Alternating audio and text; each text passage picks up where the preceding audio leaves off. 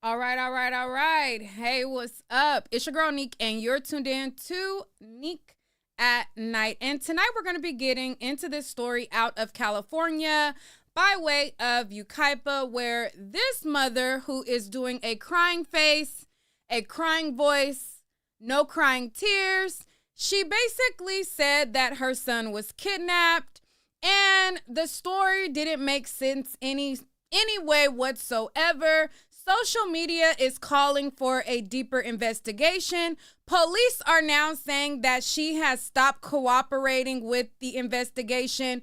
And we're going to do a deep dive of this story. And you guys let me know what it's given. Now, if you guys have been on my channel for a while, there was another story out of California. It was a story in California City where adoptive parents had came to the internet and they alleged that their adopted boys were suddenly missing and they just vanished out of the backyard. Well, this story is eerily similar to that story as well.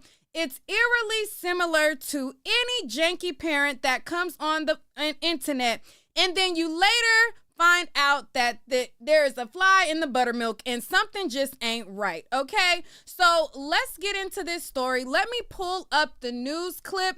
And then we're going to get into what the sister is saying. We're going to get into the criminal record. We're going to get into all of it. But y'all definitely going to see what I'm putting down after you get into this. Let's go. Needed to be changed. So she says she got out of her truck, went around to the back, and laid him down on the seat to change his diaper when she was attacked from behind. Now, we did speak with her a short time ago about what she says happened here in this parking lot last night, right around sunset. I got him out of the car seat, and I laid him down and so I could get his diapers ready. And somebody said, "Hola," and that's all I remember. And I saw white. And a hearing sound, I fell on the floor, and I said, as I got up, I couldn't find my son. I checked around my truck, and I ran into Big Five, and I asked the lady if she saw a baby or someone with a baby. She said no. It was a happy boy. He smiled. Mackenzie loved to kiss him. He was a healthy baby. He was crawling. He was kicking. He was playing with his toys. Whoever took our son, please give him back. Members of this community also desperate to find out where this boy is. I talked with a couple of them who said that there were scores of investigators out here last night. We just saw them return to the scene right now. They've had search dogs out here trying to pick up a scent. They're trying to gather video. We don't see a lot of surveillance cameras in this area, but they are trying to gather video. Again, the search for this 7-month-old baby boy continues. All right.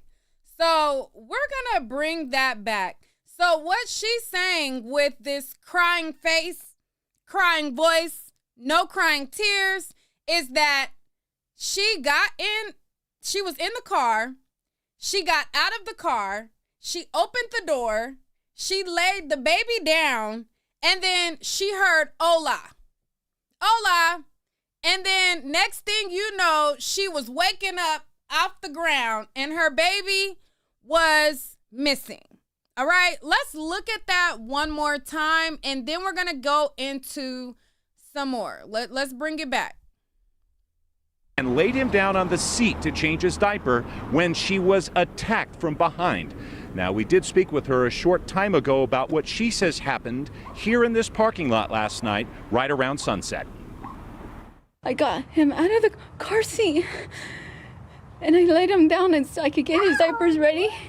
And somebody said, "Hola," and that's all I remember. And I saw white. And a hearing sound, I fell on the floor, and I said, as I got up, I couldn't find my son. I checked around my truck, and I ran into Big Five, and I asked the lady if she saw a baby or someone with a baby. She said no. It was a happy boy. He smiled. Mackenzie loved to kiss him. He was a healthy baby. He was He was crawling, he was kicking, he was playing with his toys. Whoever took our son,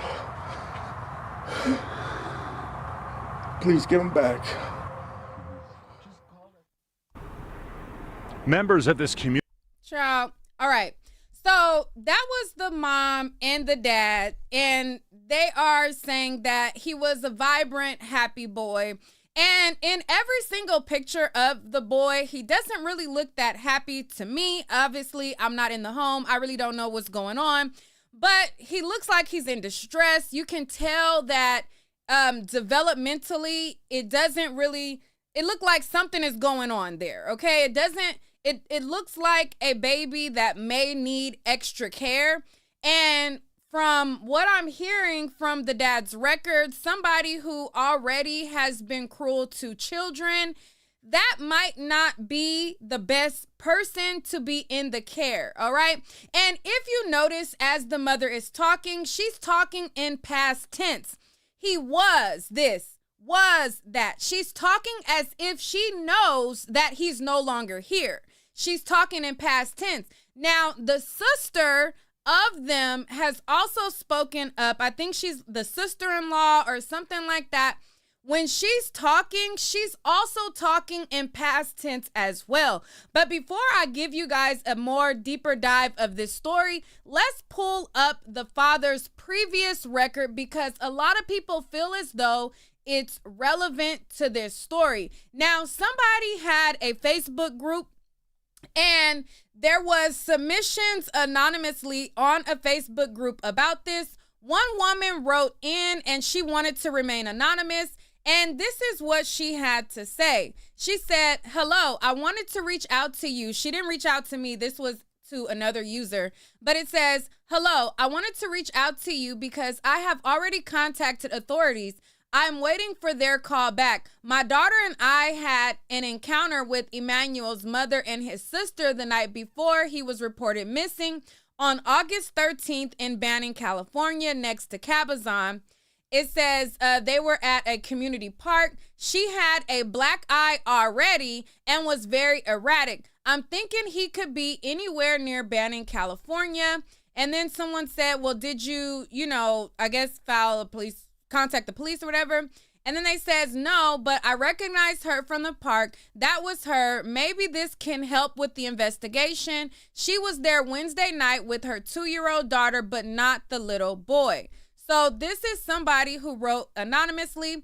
Now, another person who used to work with him, she also commented under a Facebook group, and this is what she had to say. She said, "I used to work with Jake at Walmart. He should be the prime suspect in all of this. I'm not going to go into detail, but his previous relationship didn't end so well. He's crazy, and he beat one of his kids so bad it caused severe brain damage. The child was not the same. Let's just be real here. Jake should be the number one suspect." All right. So that was what someone who said that they worked with him at Walmart. So when people started to bring up these things, people started to dig into his criminal record. Now, if you pull up his criminal record, you will see that the father who was trying to make himself cry is that he is convicted. He's a convicted felon and narcotic addict. And it says he owns a, it says he was convicted felon. Hold on, wait. It says, hold on, wait. Where is the? Hold on, wait. Let me find the record. One second.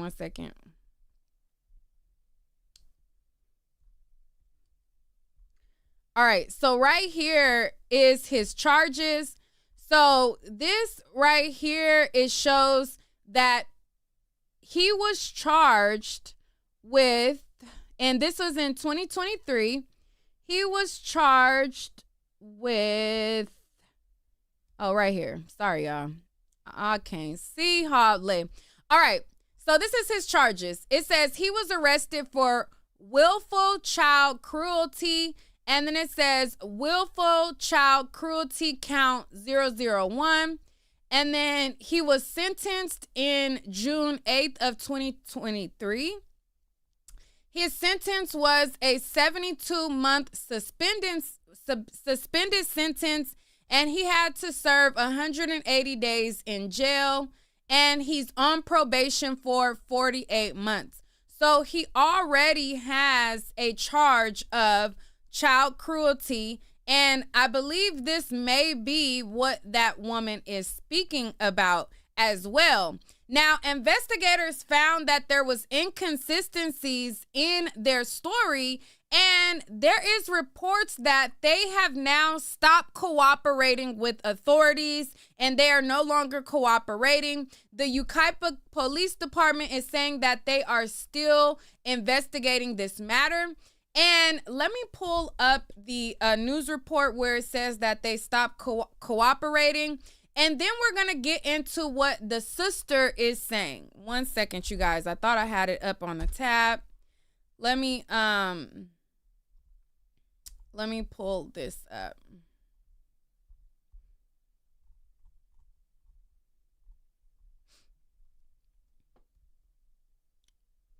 All these pop-ups on these websites. No, thank you. Okay. So this is a report based on KTLA 5. And it shows right here, it says, as you can see, it says, father of toddler missing in California has felony child cruelty conviction. And let me bring it up so that you guys can see it. Or let me bring me off the screen. Hold on. All right, there we go. That'll be easier. All right, so let's read this right here. It says, as new details emerge in the case of an allegedly kidnapped 7-month-old boy in San Bernardino County, authorities have reportedly taken the couple's 2-year-olds, searched the home with cadaver dogs, while an independent group devoted to finding missing kids has withdrawn its offered reward and suspended its search efforts. It says, so they took their 2-year-old. Thank you for that. Okay. They said, listen, we taking a 2-year-old out of y'all custody, period. It says on August 14th. I don't know why I'm so tongue tied. All right. It says, wow. So they stopped the search. They withdrew the reward. They suspended the search efforts. All right, so boom. All right, on August 14th, Rebecca Harrow, the boy's mother, initially told investigators that she left her husband, Jake, and their other 2 children at a local park where one of the boys was having football practice to go purchase a mouth guard for him. I came over here and parked right on the edge, she said. And it says, when I was driving over, I smelled the baby had went to the restroom. So I said, don't worry, we're going to change you. After Rebecca claims she laid the baby down next to the car in his diaper, the last thing she remembers was hearing a stranger's voice before she was attacked. Rule out foul play. All right, let's look at this video right here. Now at 10 o'clock, where is baby Emmanuel? Hold on, let me try to bring the video over. 1 second, y'all. It is late, honey, and I am over here messing up. All right, boom. All right, let's look at this right here.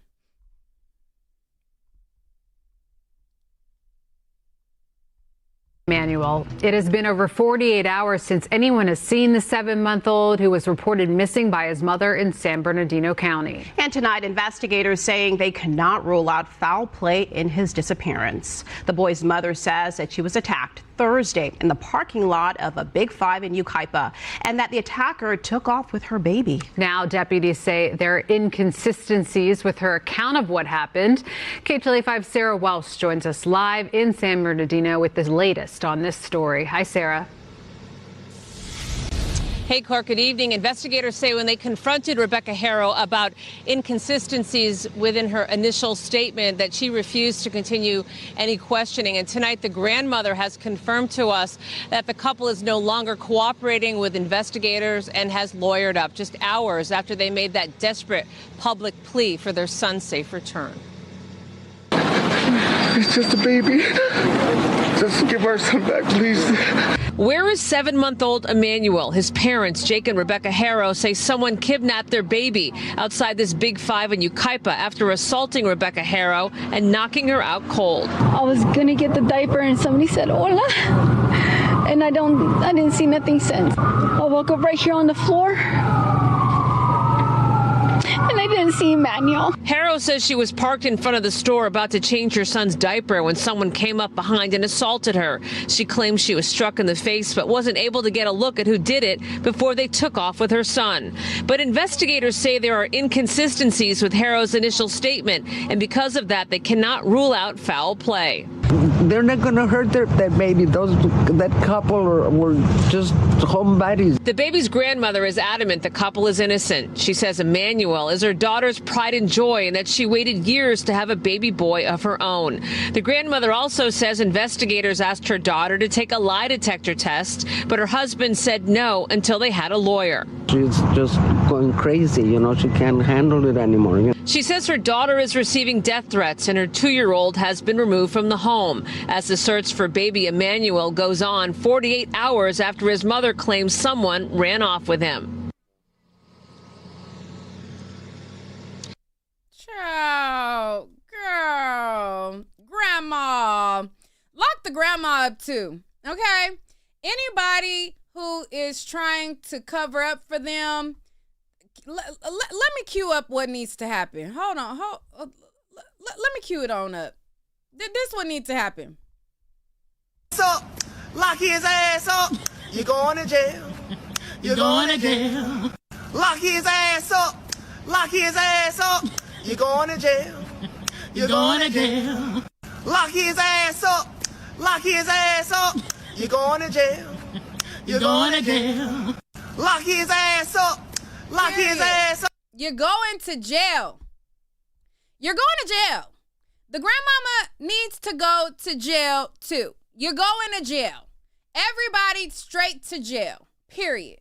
All right, now let's listen to Rebecca's sister-in-law because she added her 2 cents into the thing as well. And let's hear what is given because we might need to lock her ass up too. Okay? Let's listen. They know about what's going on. He was abducted last night in front of the Big 5. Now there are... It says, I'm helping my friend repost on my page. Please read. And then it says the story about the boy being... Stories going around that some of you have fabricated.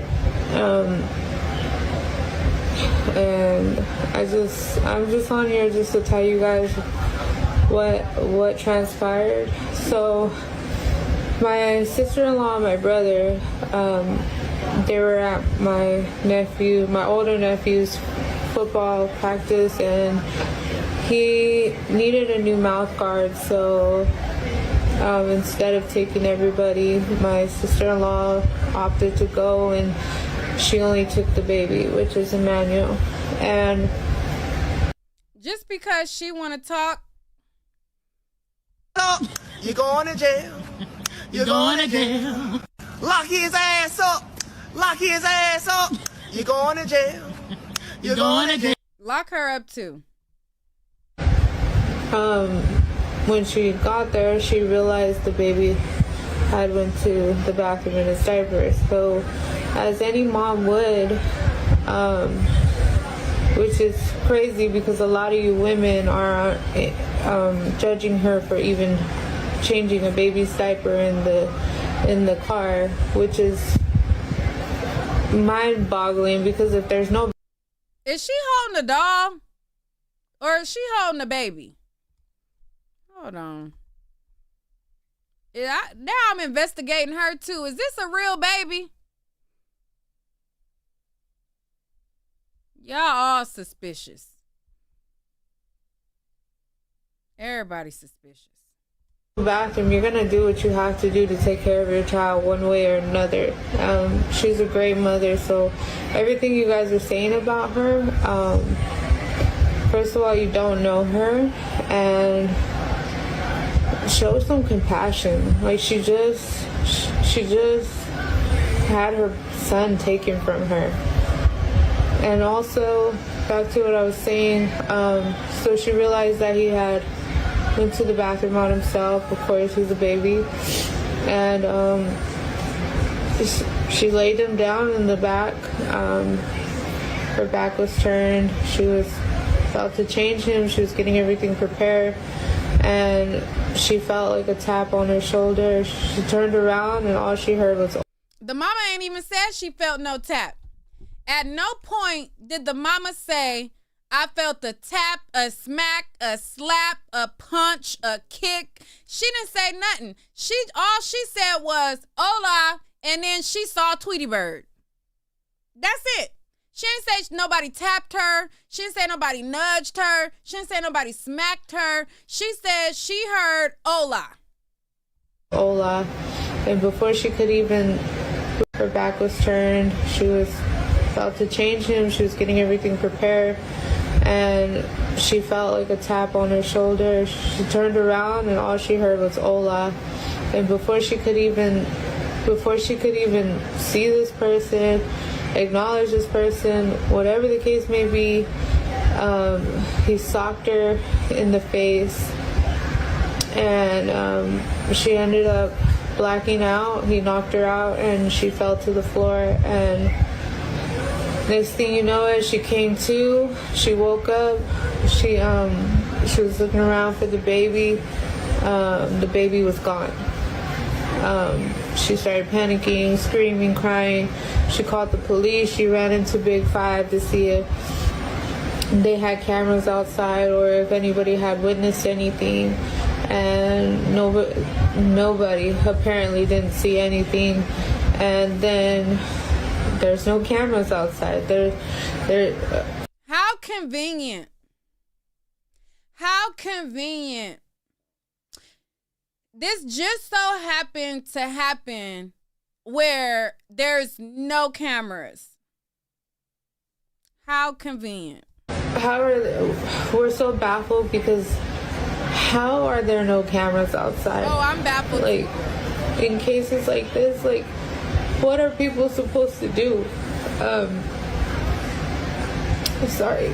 Girl. Oh, Lord.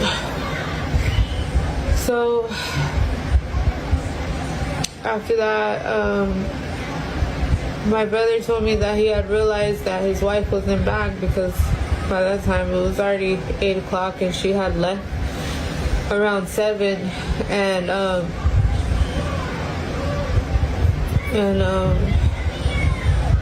he said that he ended up calling her. And she picked up the phone.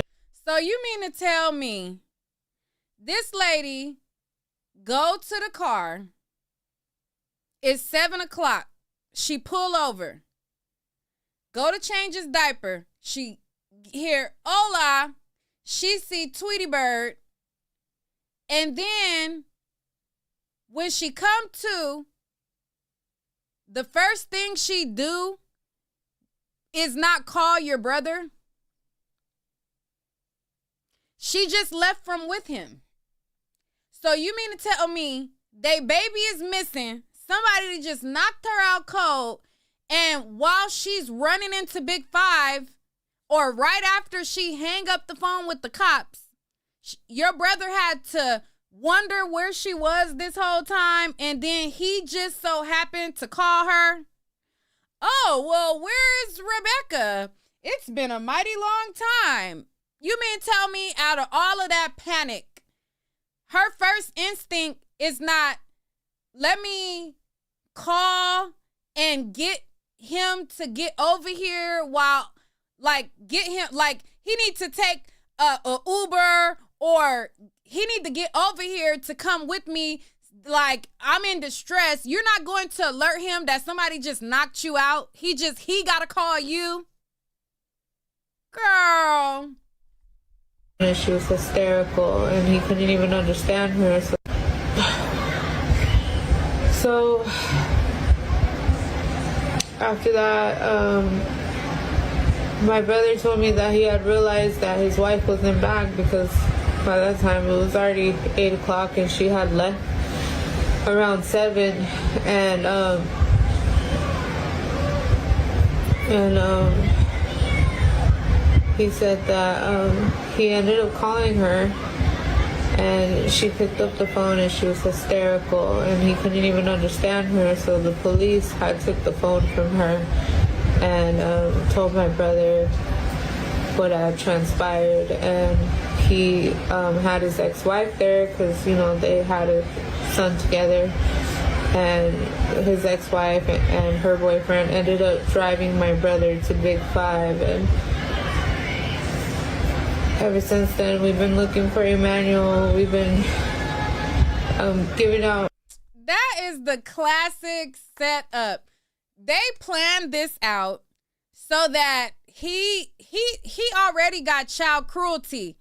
So they're like, you know what? You can't be there, but let's do it where you can have witnesses, so we can have somebody vouch for you to say that when he wasn't missing, that you wasn't there. I bet you any type of money, whoever the ex-wife or whoever the ex-girl or and her man that drove him over there, I bet you that they never saw that little boy.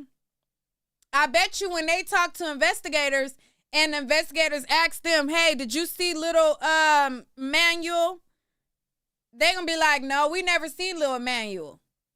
I bet you. But let's flyers, understand her, so the police had took the phone from her and told my brother what had transpired. And he had his ex-wife there because, you know, they had a son.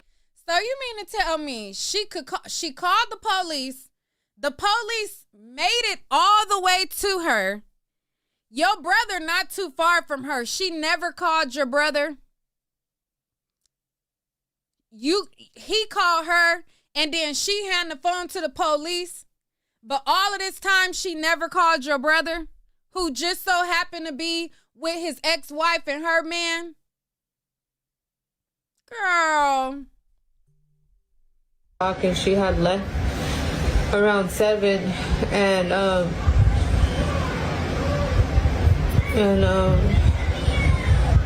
he said that he ended up calling her, and she picked up the phone and she was hysterical, and he couldn't even understand her, so the police had took the phone from her and told my brother what had transpired. And he had his ex-wife there because, you know, they had a son together, and his ex-wife and her boyfriend ended up driving my brother to Big Five. And ever since then, we've been looking for Emmanuel. We've been giving out flyers. People came out, prayed for us, prayed for Emmanuel. It's been a very hard time for our family. I haven't slept. My brother hasn't slept. We just want him back. And there is a lot of discussion on whether my nephew is special needs. He is late in development, but as far as we know, the doctors say that he's in great health. He's fine. He just has a lazy eye, and that made him more beautiful than anybody I knew, because I loved him so much. It didn't matter what he looked like. And I know he's going to come back to us, and with your continued prayers and your you uplifting us, I know he'll come back, and whoever took him here. Did she say I loved him past tense? And I know he's gonna come back to us, and great health. He's fine. He just has a lazy eye, and that made him. That baby does not just have a lazy eye. I don't have to be a doctor or a rocket scientist to know that that baby does not just have a lazy eye. But listen up. I think she talks in past tense. more beautiful than anybody I knew, because I loved him so much. It didn't matter what he looked like.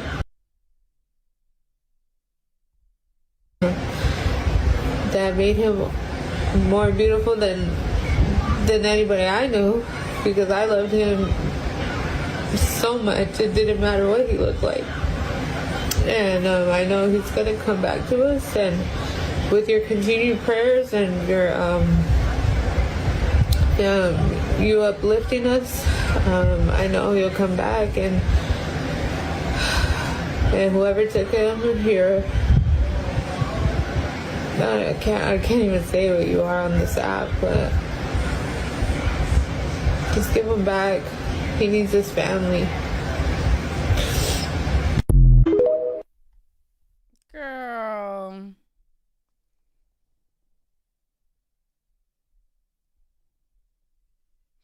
Let me see if there's anything else on these internet streets.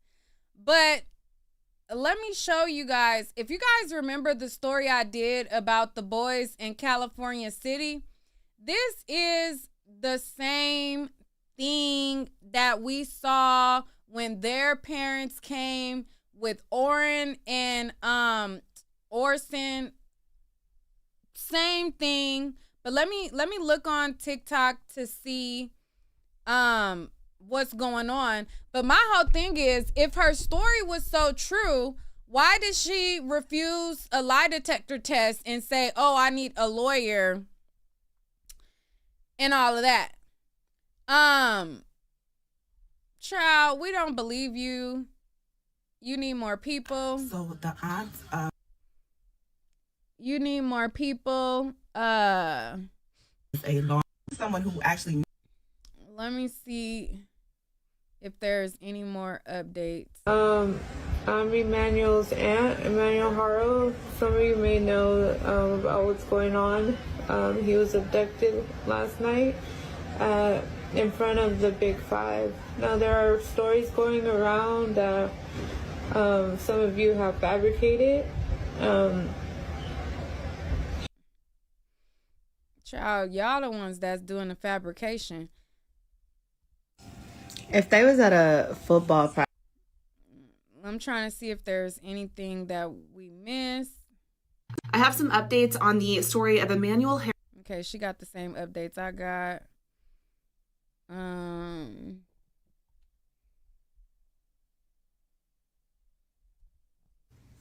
Yes, the father does have a. She was gone for. She left.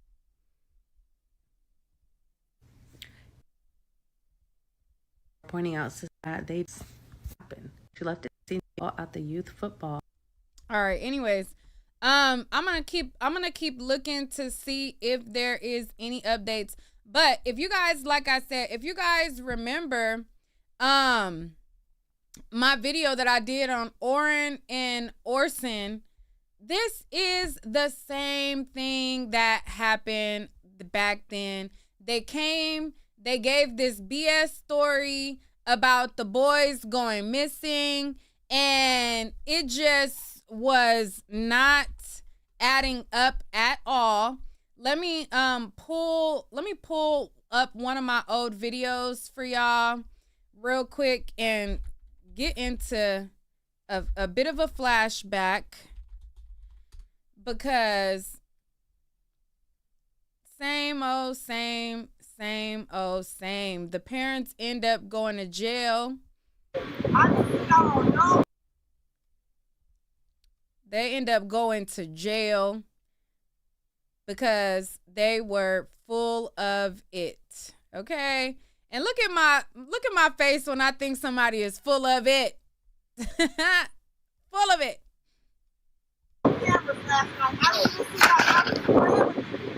And people was out here praying for my nephew, and where was y'all at? Where was y'all at? Y'all was supposed to take care of my nephew. This not supposed to happen. Y'all was supposed to take care of my nephew.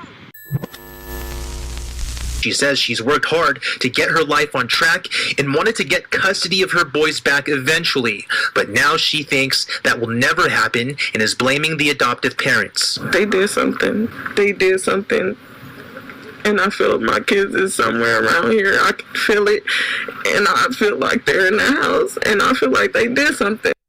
In there, one house, I came back out, I didn't see him there. Trezell West details the moment his... And look how the wife is like nodding to like how he's talking like, yep, that's what happened, like... that they don't need to be out there searching because there's already an adequate amount of people doing so. I came in the house, I saw them there, one house, I came back out, I didn't see him there. Trezell West details the moment his two adopted boys, 3-year-old Orson and 4-year-old Oren, went missing Monday night from their California City home. Moments before, West says he was gathering wood to start a fire. I opened up the back gate, I'm throwing wood, bringing it inside the house. My wife's inside. She was actually wrapping gifts, so we thought it was a good idea that our youngest two go outside and play with chalk on the back patio. So, at all, my wife's inside. She was actually wrapping gifts, so we thought it was a good idea that our youngest two go outside and play with chalk on the back patio. It was cold. I was gonna make a fire. I saw them there, one house. I came back out. I didn't see him there. Trezell West details the moment his two adopted boys, 3-year-old Orson, asked his wife Jacqueline if she saw them. She said no. That's when he says panic set in. I realized that I left the gate open, and I panicked, came inside the house, searched the house, me and my wife. Once that didn't pan out, I got in the van. I looked down the street in both directions. It was getting dark, getting cold. West said he then called the police within minutes. Since then, California City Police, the FBI, and the Kern County Sheriff's Office have been investigating. Police searched the couple's home Tuesday night, then interviewed the couple at police headquarters. Meantime, multiple search efforts were launched, which continued Wednesday, including with the help of the boys' biological mother, Ryan Dean. She says she's worked hard to get her life on track and wanted to get custody of her boys back eventually, but now she thinks that will never happen and is blaming the adoptive parents. They did something. I feel like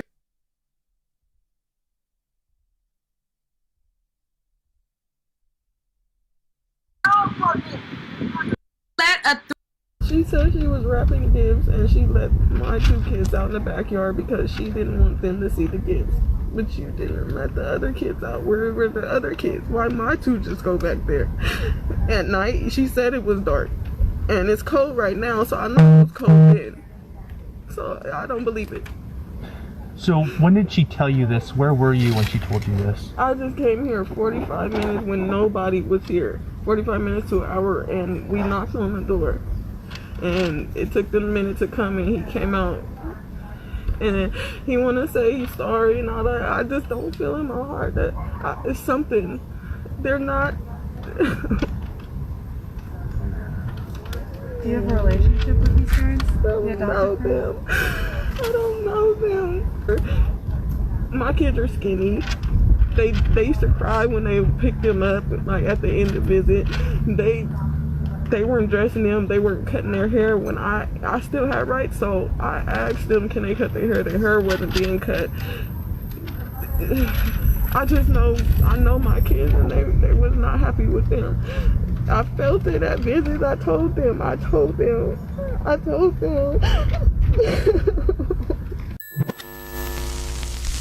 It's just a mess. Y'all know I get to going. And while while all of these people had went out and they were searching for these boys, the adoptive parents, they was not helping them in the search. They wasn't looking for them.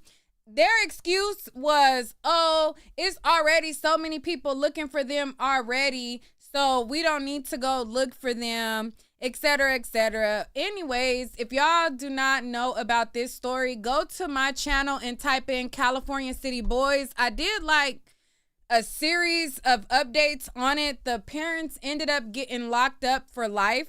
I mean, the adoptive parents ended up being arrested and locked up for life. The boys' bodies were never found, and their children ended up testifying in the trial. And basically what the kids said happened was they lived in another apartment prior to. They said that they moved at the new location where they reported the boys missing from. They moved there like 3 months after they moved from the other place. And since they had lived in that new place, the boys never were there. Like, the boys had been missing for a long time before they even moved into that place. Okay. And so then they decided, okay, well, today's the day. Let's report them missing. And so the neighbors, they started pulling out all of their Ring cameras to show that they never had video of the boys playing outside. There was investigation of their story. It didn't add up. And they ended up being charged and booked. And they started to investigate like the apartment building that they lived at before. They investigated like the neighbors. They had stories about what was going on. And, you know, the adoptive mother, she was devastated because she still had partial rights, but then I guess she ended up losing her rights and they adopted the boys. And they adopted them and changed their names. So their original names that the mother, the biological mother, had birthed them as was Classic and Sincere. Now, when they got with those two monsters, they renamed them Orin and Orson. Okay? And then they deleted them. But because it happened between them moving from one place to another, their remains could have been anywhere. Their remains were never found. But even though their remains were never found, the testimony of the other children, the testimony and the ring not the Ring camera, one of his neighbors had like an advanced surveillance system. So the neighbor that lived like next door, he had like a 24-hour surveillance around his perimeter of his building. And he had like piles and piles of footage. And so he gave over all of his footage to the investigators, and they were able to see that. They were able to see the day that the dad claimed the kids went missing, how he like got in his car and he drove one way, another way. And it just was weird. And then they showed on their footage how those boys never was there. So they got booked for life. And so that was that story. And this situation with Emmanuel and his mom is given the same. Okay? Look at this picture. Let me take my watermark off of here. Look at this picture right here. There are look at that face. Her face is dry as I don't know what. There is not a tear in sight. There is not a tear anywhere. And she is making it up as she go. Okay? Making it up as she go. Let's actually look through some of these Facebook groups, because there are several Facebook groups that are talking, and people are comparing this to Chris Watts. You know, the guy who he killed his two daughters, and I believe he killed his daughters and did he kill his wife too? I think so. And he was trying to have a new life with the side chick. They're comparing it to that. Let me see if there's anything else on here that we need to get into.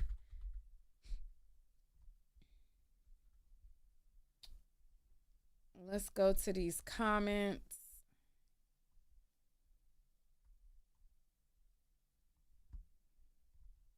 Let me go to Yucaipa Police Department.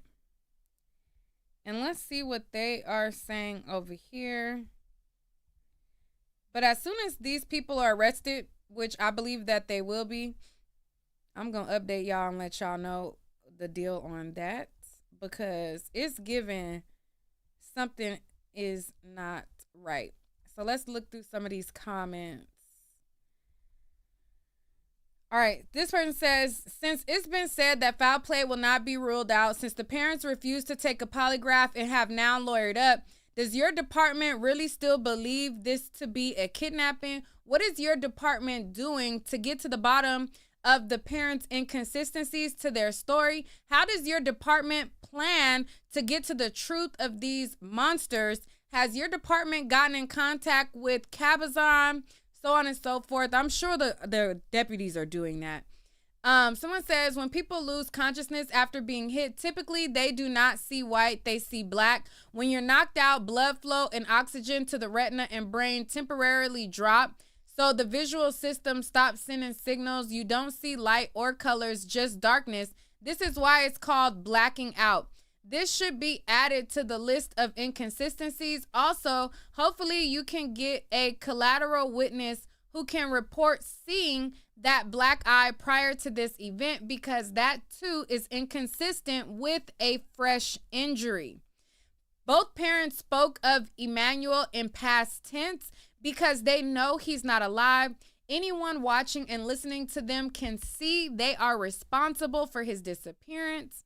Another person says, in his interview, the father was quick to say there were no cameras anywhere and poor visibility. More than likely, he knew that beforehand, chose that parking lot for that reason, and this was all staged. Another person says, if not in the backyard, he is probably at the landfill. Another person says, unfortunately, this child is deceased. The parents either together or the father alone caused his death, and the mother is too afraid to say anything, or she was a part of it. This is alleged by Mary. Someone says, heard about this case all the way from SC. Prayers to this baby. If he's no longer alive, I will never understand how a mother can hurt her own flesh. This doesn't look like a kidnapping. It looks like something much darker. Another person says, I'm sure the investigators are combing through local cameras, what and where the family were spending money on over the last few weeks, where they've been traveling the last few weeks. They will come undone soon. Just have to wait while any evidence starts to pile up, and so on and so forth. So there is a lot of people who don't feel as though this is adding up.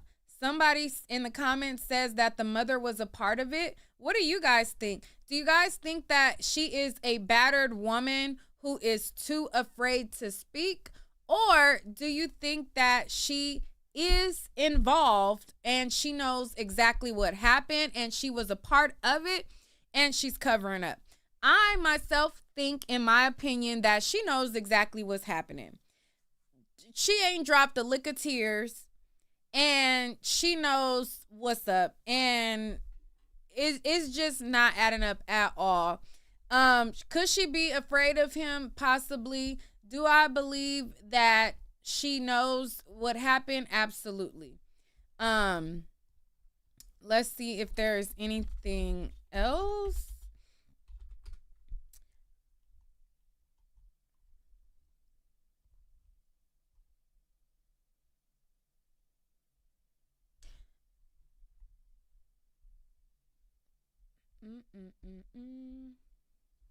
I'm looking through these. You know, the TB in the comments.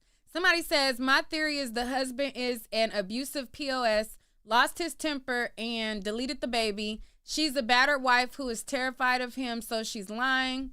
Somebody says she was the stepmom of the kid playing, and who needed a mouth guard. Both biological parents were there. That's a good point, Julie. Clock it, Julie. Okay, hold on. Let's read this. Remember, she was going to find a mouth guard for his son. the son that was playing the game where he needed the mouth guard, the mom was there and he was there. But she's the one who had to go and get the mouth guard. Let's read what Julie is putting down, because I feel like Julie is clocking something right here. She said she was the stepmom of the kid playing and who needed a mouth guard. Both biological parents were there, including the bio's mom's significant other. So why does the stepmom and baby go to Big Five? If you need a mouthpiece quickly, why take a baby with you? I'm picking up what you putting down, Julie.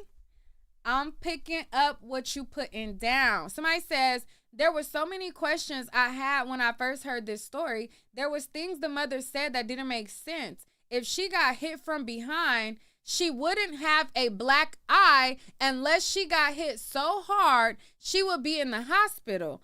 Also, when parents refer to him as was, it's very fishy. Somebody say, I think the dad deleted the baby and she's covering for him. I knew this right away watching the mother begging for the return of her child. 0 tears. I would be hysterical. All right. Let me see what this is giving. Wanted to share a couple things I saw on Twitter. Apparently, Rebecca and Jake went into the Big Five store just one day before Emmanuel's disappearance and asked the cashier if they had cameras in the parking lot. They made up a story that their car had been broken into and they were trying to what? Girl, what, Abby? Hold on, let me move over. Maybe y'all can't see what Abby is putting down. What?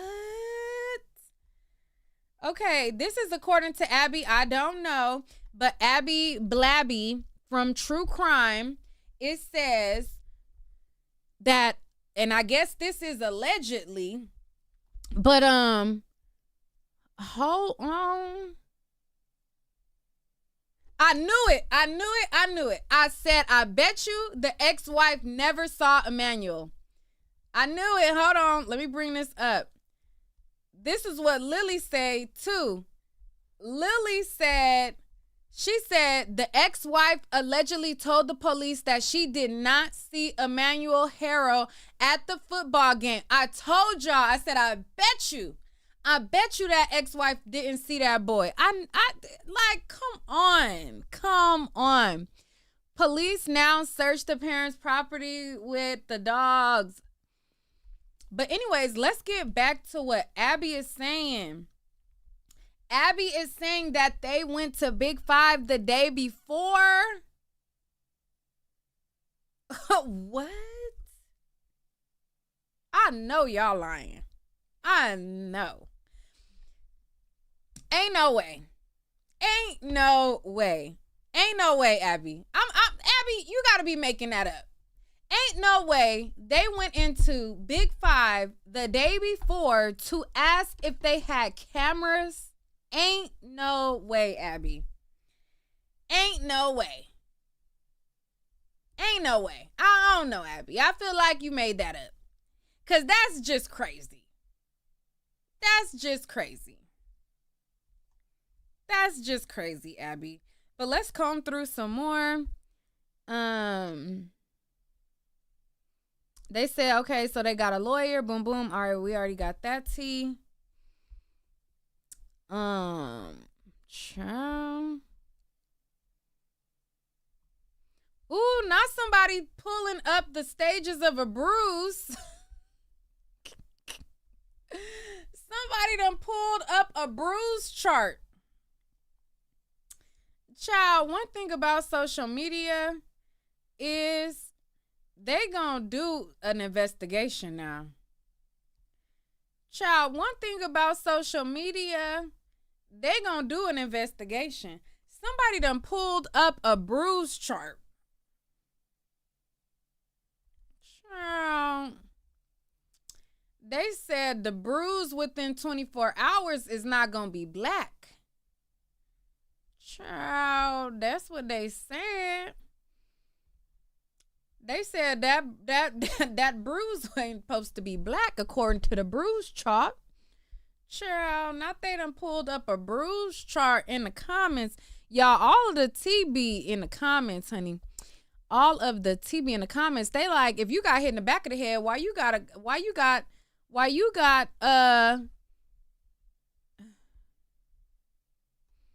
hold on, let's see what else. Okay.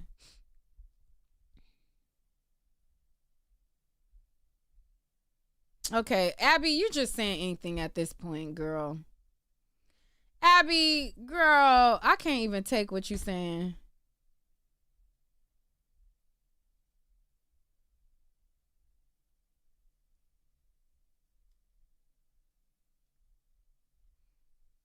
Okay.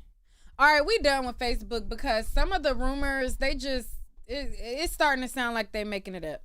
All right, it sound like they making it up as they going, honey. They making it up as they go. But anyways, y'all let me know what y'all think about this. I will update y'all on the goings-ons, that's goings-ons. The parents have lawyered up. They have refused the lie detector test. The stepmama, we got to wait for the official report because that was just internet chatter. The last part of this was just me reading through the blogs. Does not, confirm.